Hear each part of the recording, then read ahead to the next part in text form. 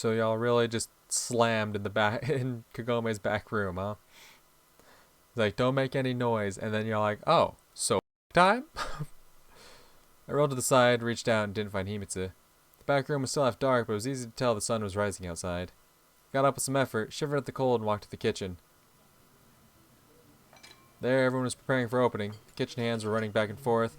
The water in the pots was boiling. You could hear the joyful clinking of lids and the rhythmic sound of knives hitting the boards, and the entire room drowned in appetizing aromas. Nika-kun. Himitsu was standing at the stove with a pan in her hands. What time is it? 6 o'clock in the morning. I let you sleep longer. What are you doing? I decided to help Kagome-san. After all, we're indebted to her. Kagome-san? Here goes. I didn't even know what annoyed me more. The fact that she was addressing Kagome so casually, or that Iwamura had put Himitsu at work early in the morning. Yeah, alright, fine. I yawned and scratched my fresh stubble.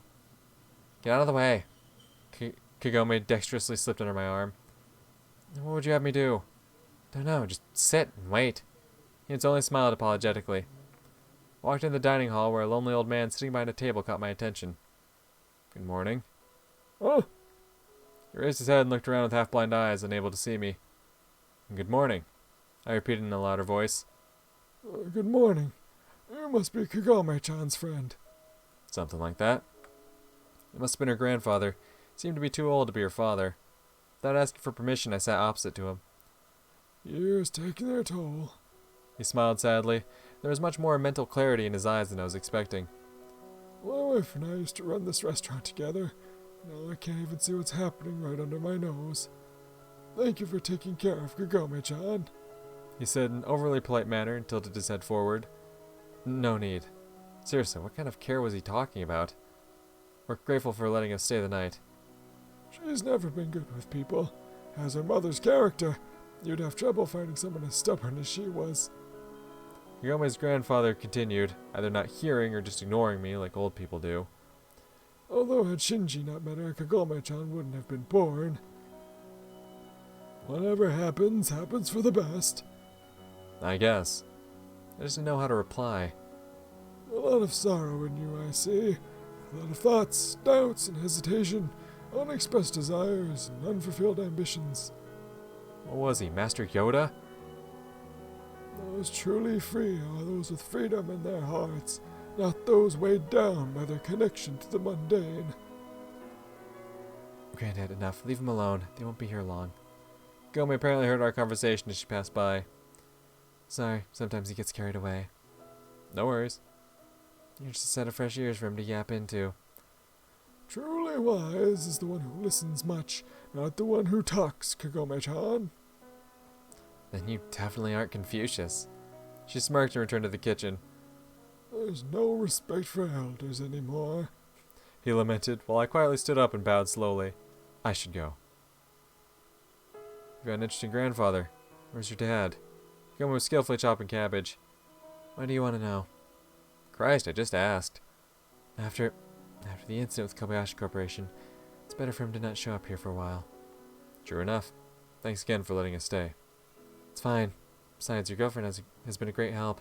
She should be a cook. Definitely. Himitsu was looking at us confused. You aren't suspicious of her anymore? Maybe. She put the knife away and took a moment to think. To be honest, I don't want anyone else to suffer from this damn corporation. If I can help somehow. Like most unsociable, insecure people, Kagome seemed to need a while to get to know a person. Only then could she communicate with them normally. I decided in response threw a piece of pickled plum in my mouth. The breakfast the girls made was truly fit for a king. That's probably how they serve a buffet in 5-star hotels. Dishes for all tastes, a huge choice of drinks, fresh fruits and sweets. I wondered how Kagome managed to stay so slim facing a temptation like this on a daily basis. I was eating so much it was like when I just finished fasting for a month. Nika-kun, He went to put some vegetable salad on my plate. I cooked this. Those vegetables tasted like vegetables. I ate some out of respect for her and got back to the pork patty. I didn't need a tastier one in my life. Did you also make this one too? No, it's unhealthy to eat so much red meat. If the mind is healthy, so is the body, and I can see the young man has no problems with his appetite. Yes, but It's a restaurant after all. We always cook more than we need. that's not what I'm worried about. Himitsu threw her arms in the air. What are you worried about? Fine, eat your meat then. She realized that nobody at the table shared her worries regarding my diet and gave up. When we were done with breakfast, I called Himitsu over for a talk. We need to clean dishes. They can do it by themselves. You volunteered to be their dishwasher. I got tired of all this, so I grabbed her by the hand and took her outside. Nico-kun? So? By now the sun was high in the sky, and had warmed the waking trade district with its rays. You could hear the shouts from the seaport, ship horns, and noises of the loading cranes. Sailors always start their days earlier than other people. A cool breeze was blowing from the ocean. It was refreshing and helped me gather my thoughts. The summer sun shines too brightly. It's blinding. It scorches the earth and even penetrates the rare oases of shadow. You dissolve in this intensity of white light and lose yourself. In winter, snow glistens in the sun, covering everything in a shining carpet.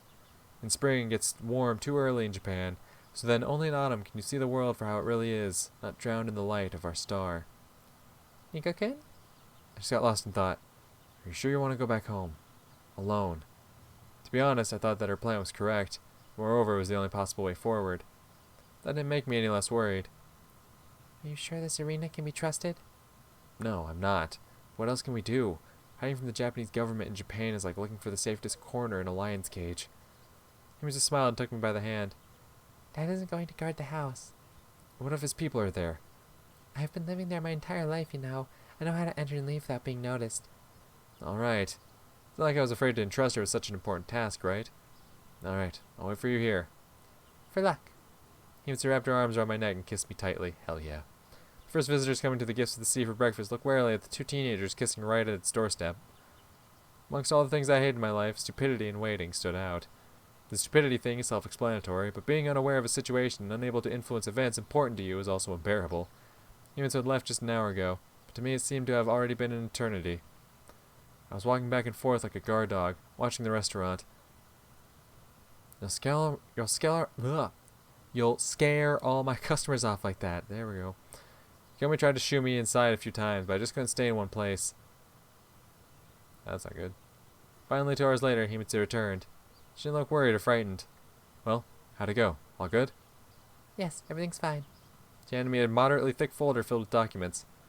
Has anybody noticed you? Your father? No, Nico-kun, everything's fine. Seemed that there wasn't even anyone at home. Even then. It had been suspiciously easy.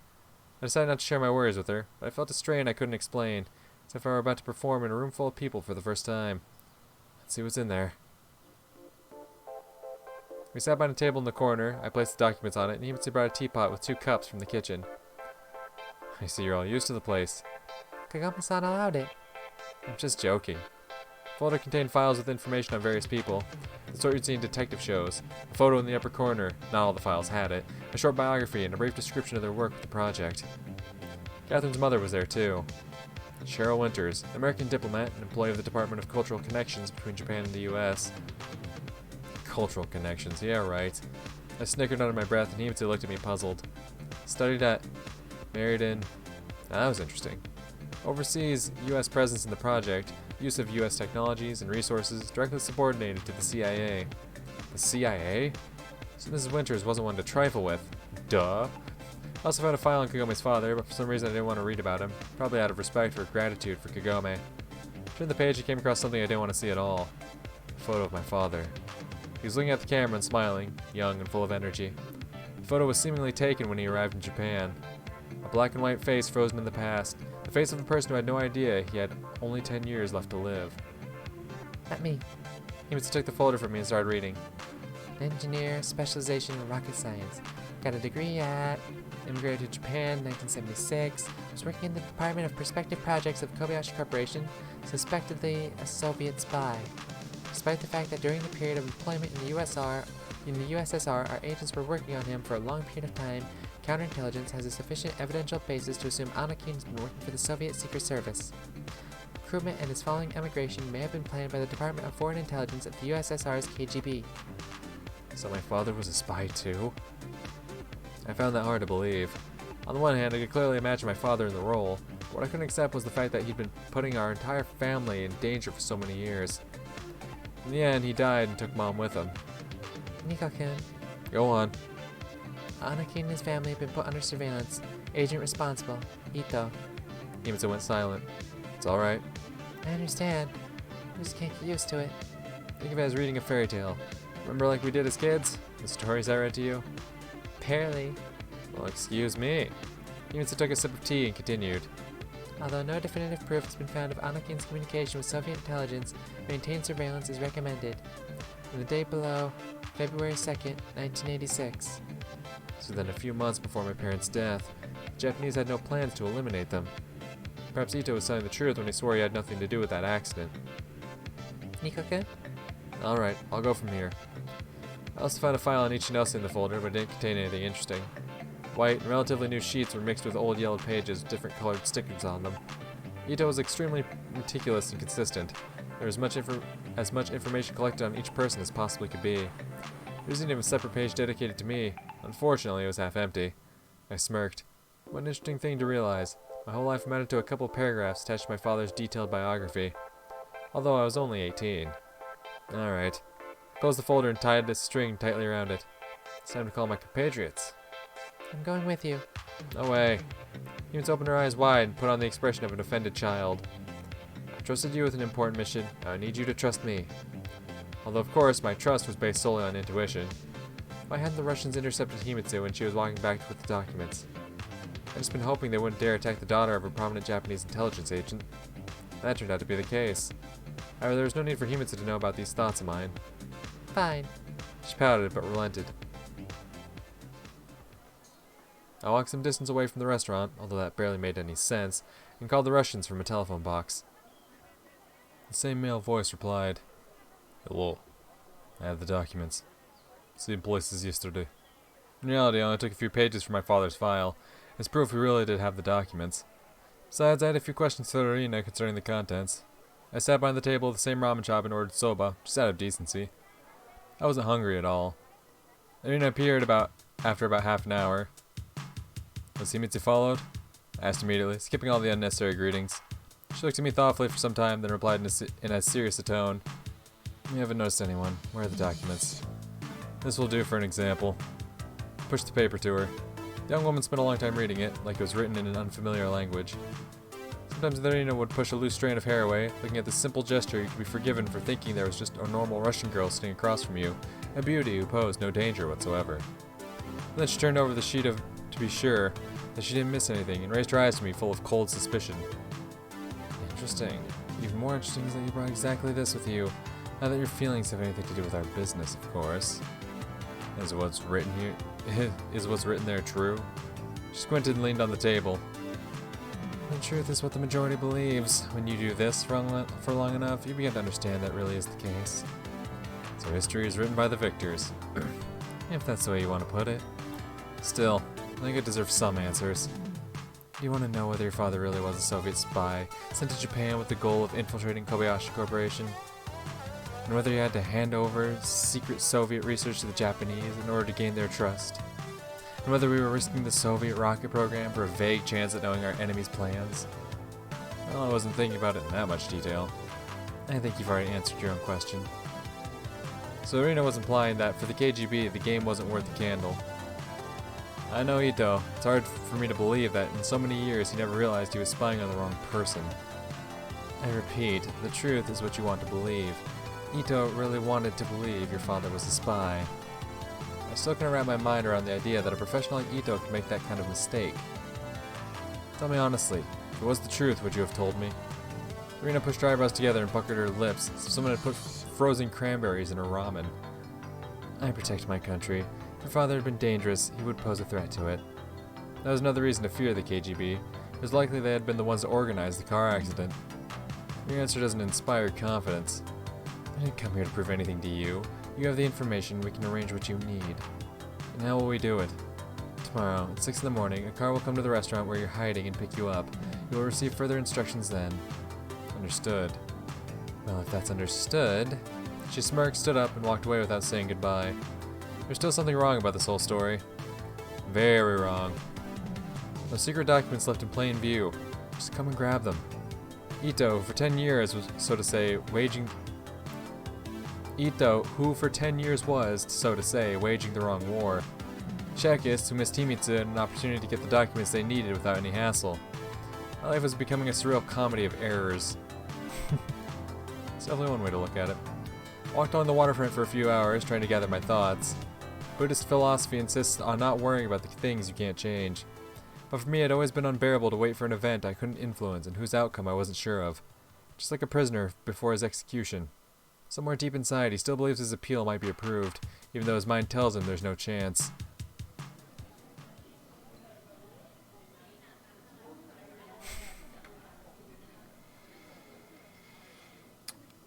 Once again with the cameo appearances. I don't know the motherfucker's name, because obviously I never got the chance to play it, thanks. But that's the motherfucker from Steins Gate, isn't it? This guy over here on the left.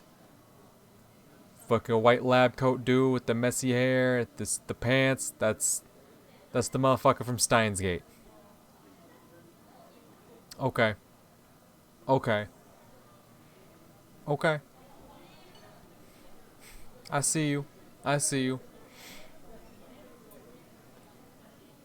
See, now I'm wondering, like, okay, they've included Steins Gate, they've included, like, Phoenix Wright, you know, they've made mention of, like, witches and whatnot, so I'm curious, like, what other, are there some other, you know, visual novels, maybe some characters that I personally might recognize, you know, I'm just saying, like, I don't know, I'm pretty sure Umineko is kind of a big deal, I'm pretty sure Muvlove's kind of a big deal in the whole visual novel world, I'm just saying,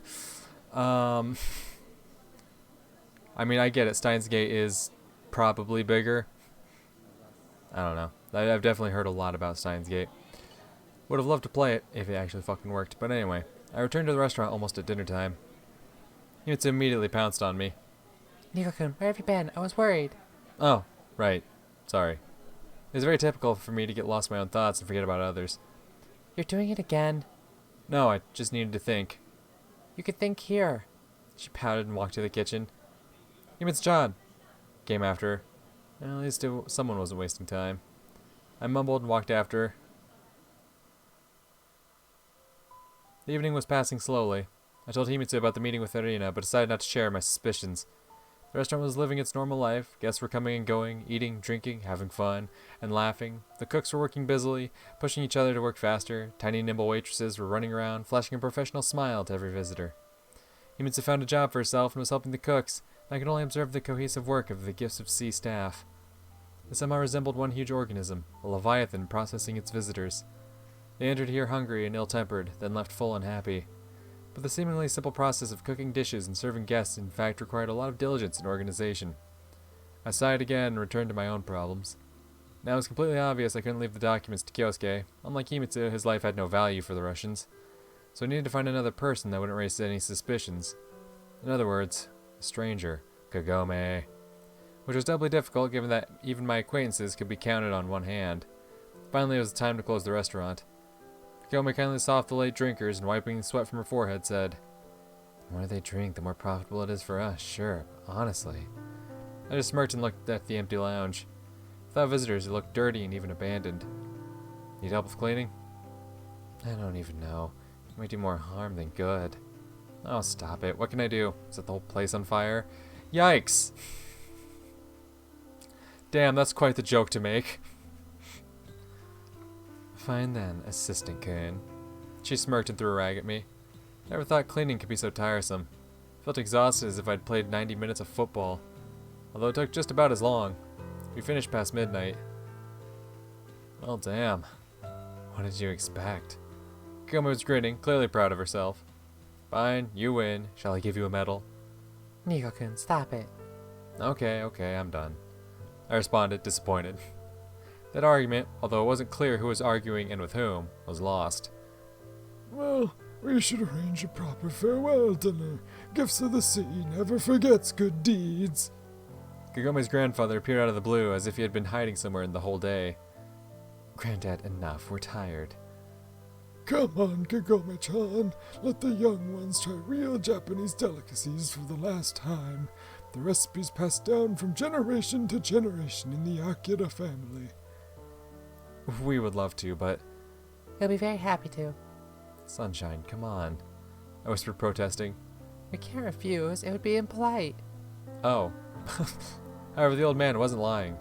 Sashimi, sushi, Kobe beef, salted watermelon, and a bottle of sake. After a couple of glasses, the old man's cheeks turned pink and he started telling stories about his youth. Oh joy. Stories that had nothing outstanding about them, identical to the stories every Japanese old man of his age has. Soon he fell asleep, crossing his arms over his chest and lowering his head. Yeah, I've seen that pose. Old people can sleep in any position, place, or situation. I poured more sake in my glass and immediately caught Himitsu staring daggers at me. Can't let the good stuff go to waste, right? Wonderful. She grabbed her own glass, previously barely touched, and emptied it in a single go. I wasn't sure if Himitsu had tried sake before. Well, how is it? It's disgusting. How do you even drink that? Kagome had been mostly silent, suddenly laughed happily. You two really suit each other. Why is that? Nika-can. I mean, what made you say so? I can just tell. What's our future going to be, though? Didn't you say you arranged everything?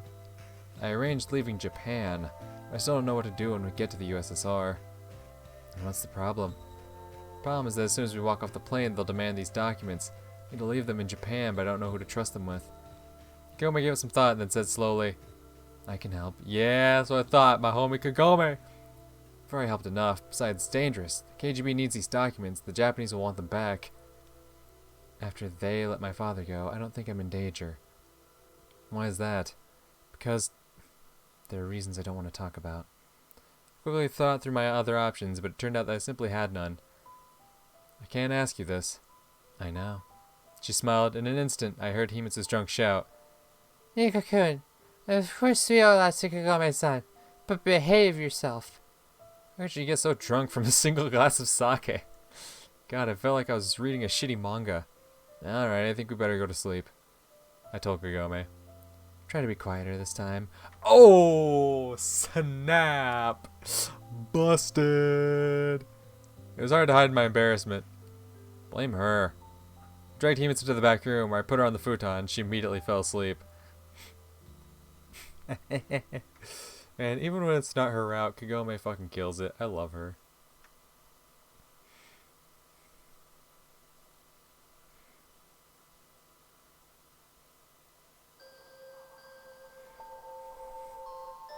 Drinking with decency is an art. In this context, with decency doesn't always mean moderately. In Himitsu's case, drinking with decency meant not drinking at all. I opened my puffy eyes and rolled over with great effort. The sun was coming up. The clock read 5:45. We had to get up. I shook Himitsu by the shoulder, but she kept sleeping peacefully. Wake up! I said loudly in her ear. Himitsu opened her eyes and stared at me, confused. Time to go. What? Where? Time to get out of this country. Get out? Don't you remember what happened yesterday? Yesterday, I think Kagome-san's grandfather arranged a farewell dinner for us. Blessed is she who knows no hangover. A final bender, I'd say. Her eyes widened. I sighed heavily and stumbled to my feet.